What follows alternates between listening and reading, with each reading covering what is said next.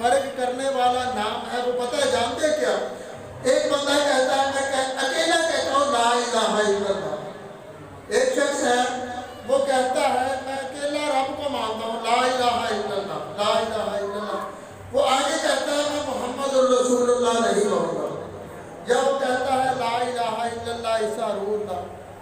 کہ وہ عیسیٰ کو نبی مانے، موسیٰ کو نبی مانے، آدم کو مانے، یعقوب کو مانے،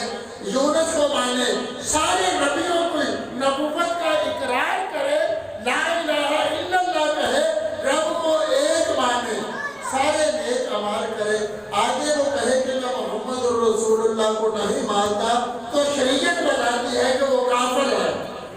وہ مسلمان نہیں ہوتا۔ جب وہ مسلمان ہوگا اس کی زبان پر اس وقت وہ مسلمان ہوگا جب وہ آگے کہے گا محمد الرسول اللہ، کہ محمد اللہ کے رسول ہیں۔